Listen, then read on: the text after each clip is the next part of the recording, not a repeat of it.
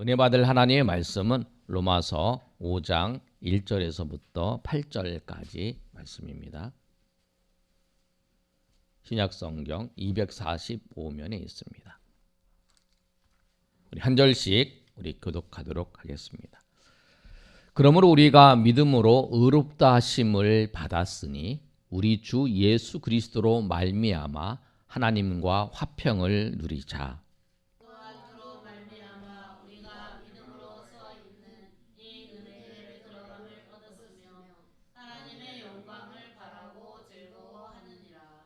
다만 이뿐 아니라 우리가 환난 중에도 즐거워하나니 이는 환난은 인내를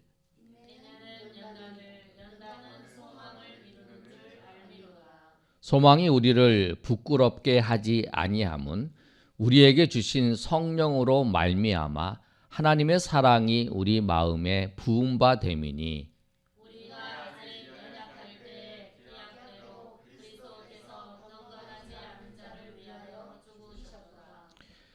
의인을 위하여 죽는 자가 쉽지 않고 선인을 위하여 용감히 죽는 자가 혹 있거니와 죄인 되었을 때에 그리스도께서 우리를 위하여 죽으심으로 하나님께서 우리에 대한 자기의 사랑을 확증하셨느니라. 아멘.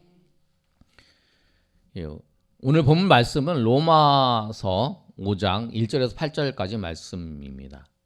우리가 12월 암송 성구가 로마서 5장 8절 말씀이에요. 우리가 아직 죄인 되었을 때에 그리스도께서 우리를 위하여 죽으심으로 하나님께서 우리에 대한 자기의 사랑을 확증하셨느니라. 이 말씀인데 이 말씀을 바울 사도가 로마 교회에 썼던 편지 중에 있는 내용이에요. 바울 사도가 로마 교회를 전도한 교회는 아니에요. 바울 사도가 대부분 바울 사도의 그 서신 중에 대부분의 교회는 바울 사도가 전도한 교회인데 그렇지 않은 교회도 있죠. 골로새서 교회도 그렇고 골로새 교회, 그다음에 로마 교회도 그래요. 로마에 가서 복음을 전하기 전에 로마에 있는 성도들에게 편지를 쓴 내용이 로마서예요. 그 로마서를 쓰면서 복음이 무엇인지 성도들과 교제 속에서 가장 중요한 것이 뭐냐면 복음이 무엇인지를 아는 거예요. 복음이라는 건 뭐냐면 예수 그리스도시죠. 예수님이 어떤 분이신가, 그리고 우리가 어떻게 구원을 받았는가에 대해서 정확히 아는 것, 그게 복음이에요. 근데 우리 오늘 본문의 말씀을 통해서 바울은 복음의 진수를 그들에게 전해주는데 로마서의 이 말씀은 우리가 우리의 행위로 구원을 받은 게 아니라고 하는 사실이에요. 우리가 의롭다함을 얻는 것, 그것이 우리가 한 행위, 내가 어떤 행위를 함으로 의롭다함을 얻고 구원을 얻는 게 아니에요. 우리가 칭이라고 하는 것이 의롭다함을 얻는 거예요. 그것이 뭐냐면 그것이 칭이 하나님의 자녀가 되는 것, 다 구원의 과정 중에, 서정 중에 하나의 과정이에요.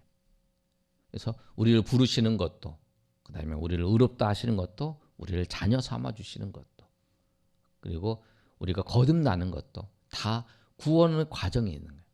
오늘 의롭다함을 말하면서 의롭다 하는 것은 너희의 행실로 의롭다 하는 것이 아니다. 너희는 어떻게 구원을 받았냐면 믿음으로 구원을 받았다. 누구를 믿음으로? 예수 그리스도를 믿음으로 말미암아 너희는 의롭다함을 얻었다. 그렇다는 거예요.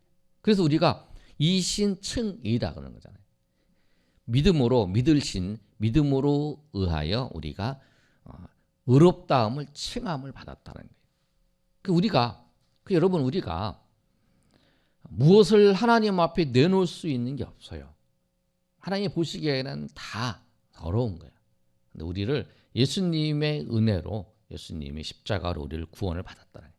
그럼 오늘 본문의 말씀을 통해서 우리가 예수님을 말면 구원을 받은 우리가 하나님 안에서 우리가 누리는 은혜가 있어요. 그런데 오늘 그 은혜가 무엇인지 우리가 오늘 본문 말씀을 통해서 살펴보도록 하겠습니다. 우리가 하나님 안에서 누리는 은혜는 뭐냐면 그 은혜의 시작, 은혜는 예수 그리스도께서 십자가의 죽으심으로 말미암아 그 은혜가 우리에게 임했다는 거예요. 그 은혜를 우리가 누릴 수 있다는 거예요. 예수님께서 십자가의 죽으심으로 우리가 그 은혜를 누리는 거예요. 그러면 본문의 말씀에도 그렇잖아요. 우리가 5장 8절 말씀 우리 다 같이 한번 읽어볼까요? 자, 시작. 우리가 아직 죄인 되었을 때에 그리스도께서 우리를 위하여 죽으심으로 하나님께서 우리에 대한 자기의 사랑을 확증하셨느니라. 예수님께서 십자가의 죽으심으로 하나님께서 우리에 대한 자기의 사랑을 확증하셨다라고 하는 거예요. 하나님께 우리가 어떤 사람이냐면 죄인이에요. 하나님을 도전하는 거예요. 하나님 앞에 대들고 하나님 앞에 반역하고 하나님 앞에 죄를 지은 죄인이라는 거예요, 우리가. 그런데 그 죄를 용서해 주셨다라고 하는 거예요.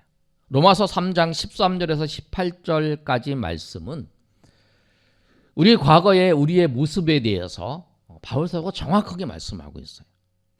우리 죄가 용서받았다는 것을 그것이 믿기 어려울 정도로 우리의 그 모습이라는 거죠. 로마서 3장 13절에 18절까지 말씀 이렇게 말씀하고 있는데요. 한번 읽어볼까요? 자, 시작. 그들의 목구멍은 열릴 무덤이요 그 혀로는 속임을 일삼으며 그 입술에는 독사의 독이 있고 그 입에는 저주와 악독이 가득하고 그 발은 피 흘리는데 빠른지라. 파멸과 고생이 그 길에 있어 평강의 길을 알지 못하였고 그들의 눈앞에 하나님을 두려워함이 없느니라 함과 같으니. 우리의 목구멍은 열린 무덤이고 혀는 속이는 것이고 입술은 독사의 독이고 입에는 저주와 악독이 가득하고 발은 피 흘리는데 빠른 그런 모습이었다. 그런 모습이 우리의 모습이었어요. 그런데 그 우리의 모습, 우리의 행위를 보지 아니하시고 하나님께서 예수 그리스도로 말미암아 예수 그리스도의 십자가의 피로 우리의 모든 것을 다 덮어주신 거예요. 덮어주셨다는 건 뭐냐면 너희의 죄를 생각하지도 않는다는 거예요. 이제. 너희의 잘못을 생각하지도 않는다. 너희 잘못했지? 우리 잘못한 거 있으면 기억하잖아요. 또 기억해가지고 그걸 얘기하잖아요. 그래서 우리가 살면서 우리가 누구한테 상처를 입고 누구한테 고통을 당하면 그걸 꼭 기억했다가 이야기를 하잖아요. 저 사람이 나한테 그랬어. 그런데 하나님은 그렇게 안 하신다는 거예요. 하나님은 다 하나님은 그걸 잊으신다는 거예요. 용서해 주시고 그걸 잊어버리신다. 그리고 우리를 하나님의 자녀로 하나님 누리게 합니다. 근데 그 하나님의 자녀로 누리고 우리를 의롭다 하시고 그렇게 하시는 그것이 뭐냐면 예수님의 십자가의 죽으심으로 그 우리의 과거의 모든 죄도 우리의 그 하나님 앞에 범했던 모든 것을 다 사해 주시고 다 없애 주신다는 거예요. 그래서 우리가 그 안에서 하나님의 은혜를 누릴 수 있다는 거예요. 사랑한다는 말을 해도 믿을 수 없잖아요. 말만 하는 사람들이 있잖아요. 그래서 이제 내년이 선거철인데 정치인들을 보면 뭐 사랑합니다, 막 백성을 국민을 사랑합니다, 막 그러지 표를 얻기 위해서. 그러나 자기 이익을 위해서 그렇게 할 수는 있어요. 그런데 하나님은 그렇게 안 하셨다는 거예요. 내 유익이 아니라 우리를 건지기 위해서 희생하신 거예요. 자기의 아들, 독생자이신 예수 그리스도를 희생을 하신 거예요. 오늘 본문의 말씀에도 7절에 이렇게 말씀하고 있잖아요. 의인을 위하여 죽는 자도 있고 선인을 위하여 용감하게 죽는 자가 혹 있다. 그러나 죄인을 위하여 죽는 사람은 없다라는 거예요. 죄인을 위해서 죽는 것은 가치가 없기 때문에 그런 거예요. 그런데 하나님께서는 죄인을 위해서 십자가에 죽으셨다는 거예요. 진노해야 될 대상인데 진노하지 아니하고 오히려 그 죄인을 구하시기 위해서 십자가에서 죽으셨다는 거예요. 그리고 그것을 통해서 하나님의 사랑을 보여주셨다. 확실하게 드러내셨다. 너희가 용서받았다라고 하는 거, 너희가 정말로 용서받았다라고 하는 것의 그 증거가 뭐냐면, 예수님을 믿고 난 다음에 예수님이 우리를 위해 십자가에 죽으시고 부활하신 그 사건이 뭐냐면, 우리의 모든 죄를 용서해 주셨다라고 하는 확증이라는 거예요. 하나님이 나를 정말 사랑하시는가? 여러분, 정말 사랑합니다.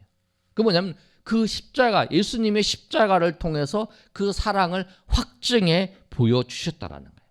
그리고 그것 때문에 우리가 이 땅 가운데 살면서 하나님의 은혜로서 우리가 누리는 그 은혜가 있다라는 거예요.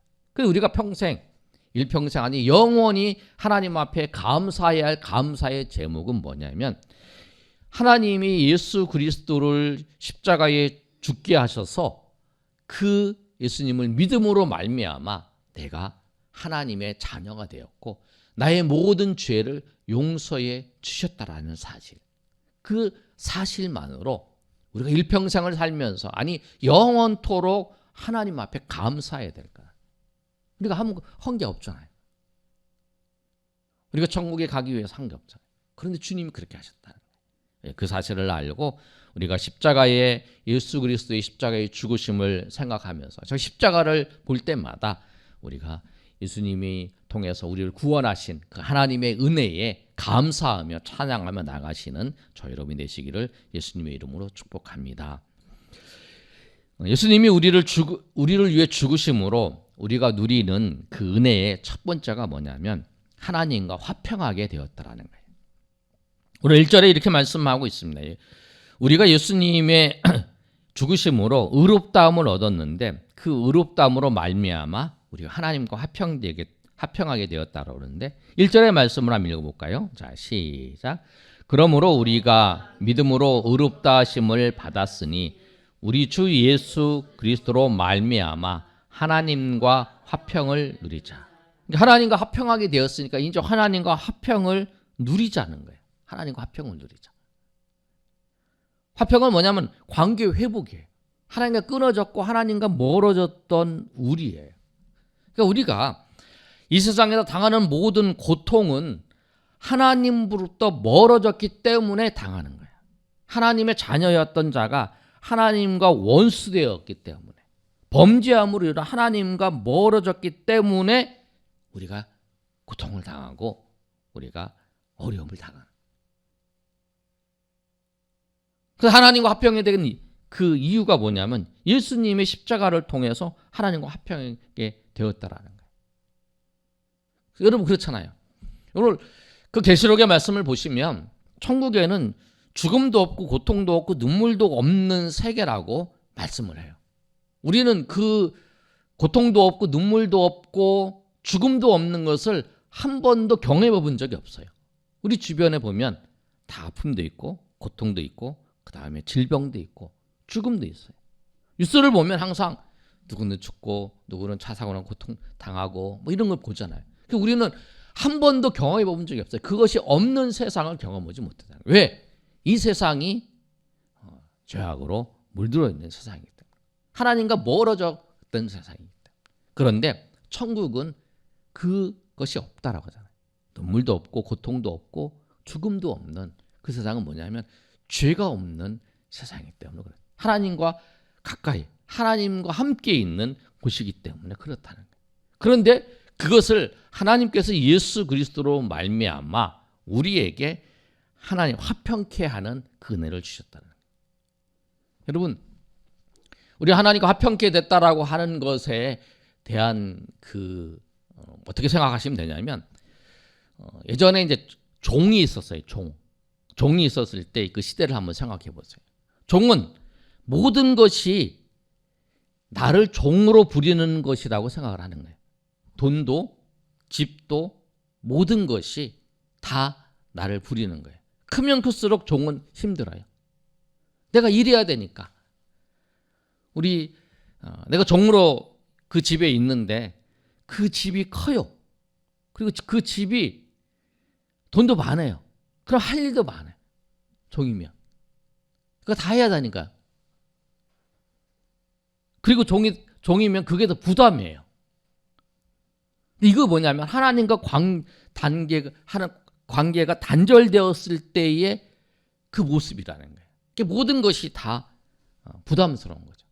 그런데 내가 주인이면 모든 것이 다 나를 위한 거예요.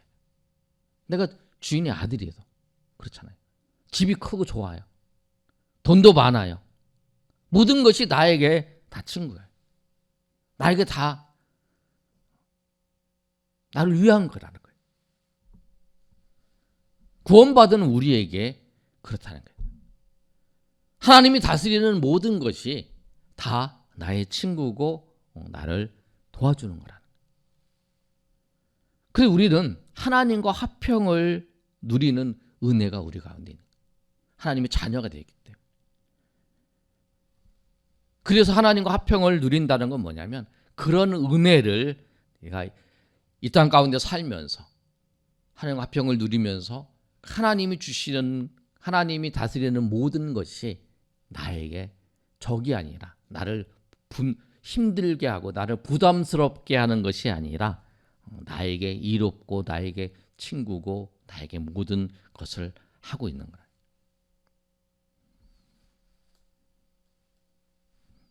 타락한 우리의 마음이 우리에게 이렇게 유혹을 하는 거예요.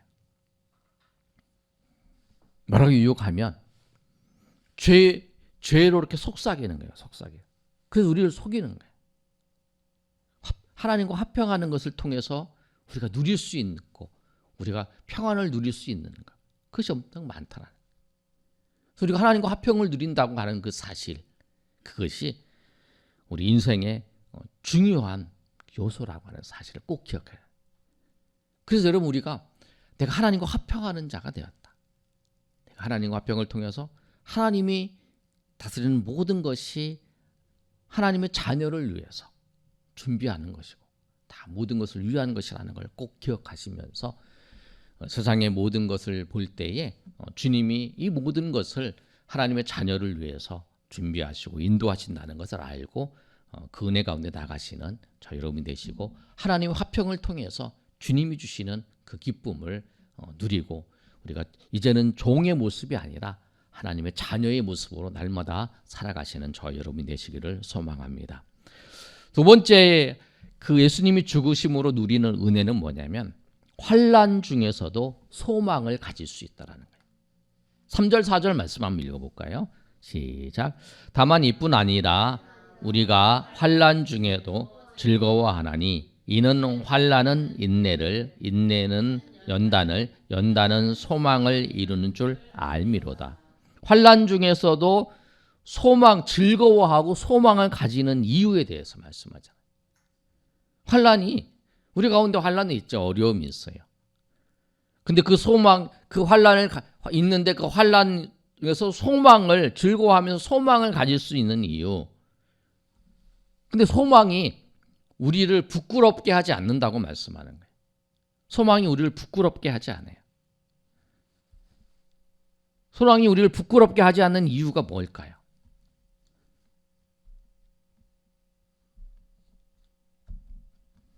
그건 뭐냐면 그 소망이 능력과 환경에 의해서 그거 소망을 가졌다 그러면 그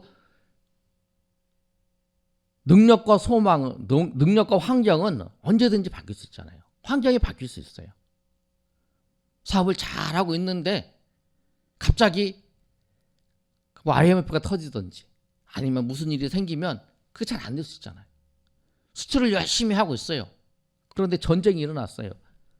그 우크라이나 전쟁이 일어난 후에 많은 이제 어려움이 없잖아요. 그런 일이 막 생기잖아요. 환경은 언제든지 바뀔 수 있다. 그런데 우리가 소망을 가질 수 있는 이유는 뭐냐면 예수 성령께서 그 우리를 인도하시기 때문에 그렇다는 거예요. 오늘 본문의 말씀에도 그 성령께서 우리에게 역사하시고 인도하신다라고 하는 그 사실을 5절에서 말씀하고 있잖아요. 5절 말씀 한번 우리 다 같이 읽어보겠습니다. 자, 시작. 소망이 우리를 부끄럽게 하지 아니함은 우리에게 주신 성령으로 말미암아 하나님의 사랑이 우리 마음에 부은 바 됨이니. 그렇다는 거예요.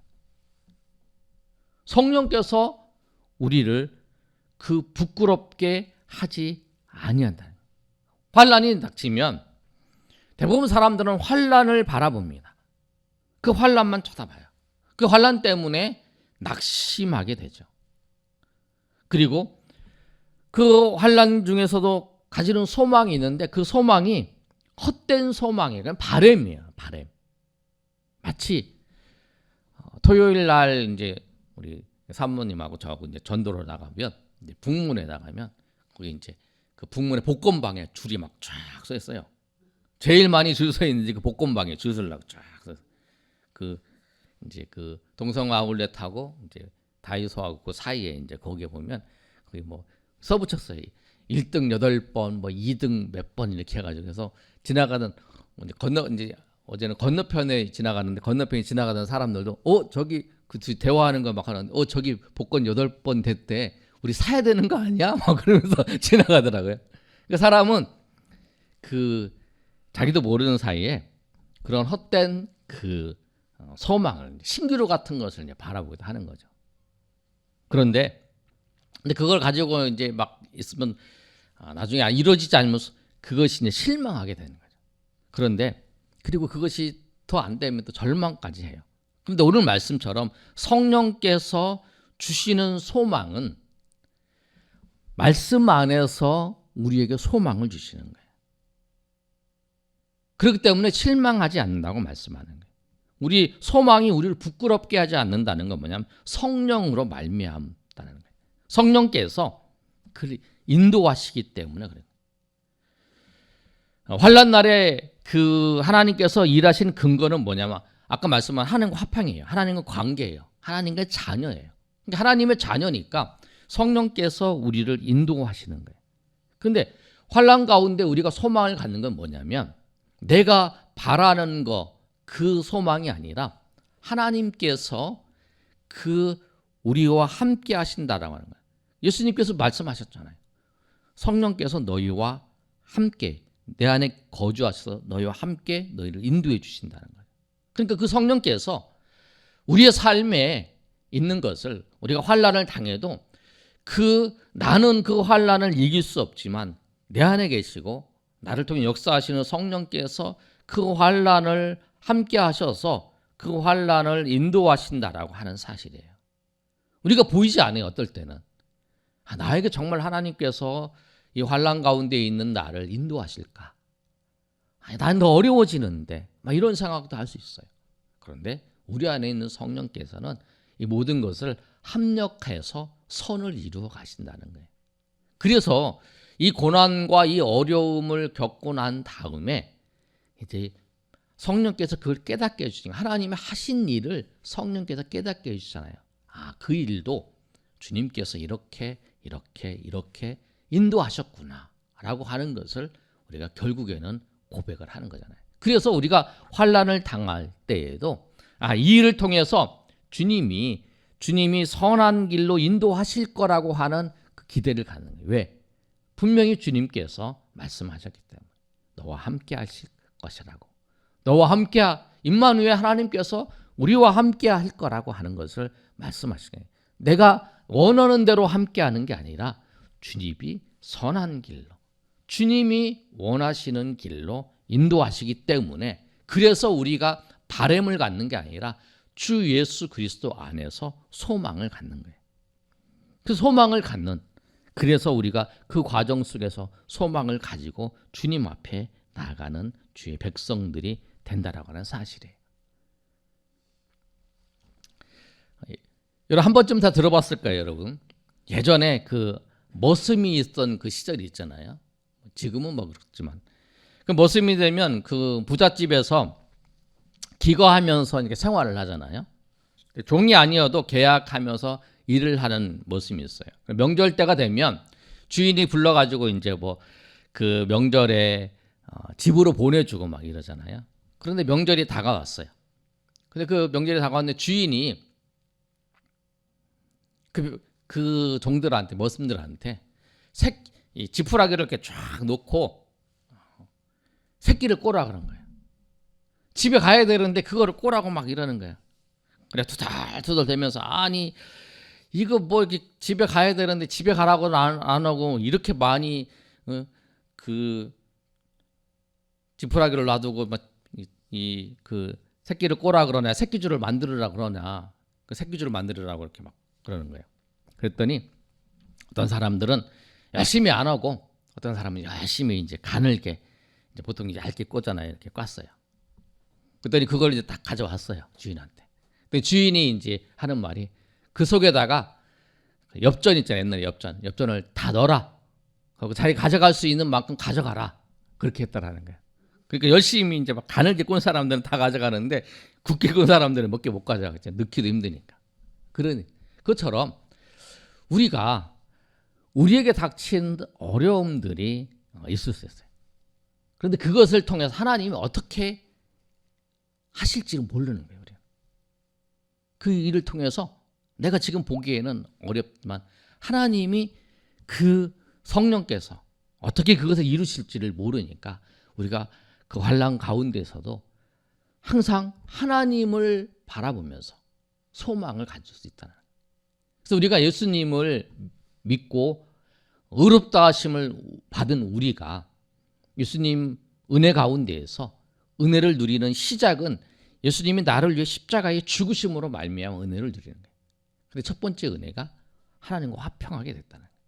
이제 나의 모든 것이 다 나의 종으로서의 모습이 아니라 부담이 아니라 하나님의 모든 것, 내가 사역하는 거, 내가 섬기는 거 모든 것이 부담이 아니라 나를 위해서 하나님께서 다 하신 것이라고 하는 것을 꼭 기억하시고 또 하나는 뭐냐면 그러는 과정 속에 환난, 어려움이 있을지라도 그 어려움 속에서도 내가 잘하다가도 어려움이 있을 수도 있고 못해도 어려움이 있어요. 그러나 주님께서는 그 모든 것을 가지고 우리를 선한 길로 인도하신다라고 하는 것을 꼭 기억하시고 그 환난 중에서도 주님께서 어떻게 이루실 것을 생각하고 어떻게 해서 합력하여 선을 이루실 것을 바라보면서 소망을 가지고 우리 즐거워하며 소망을 가지며 날마다 나아가시는 저여러분이 되시기를 예수님의 이름으로 축복합니다.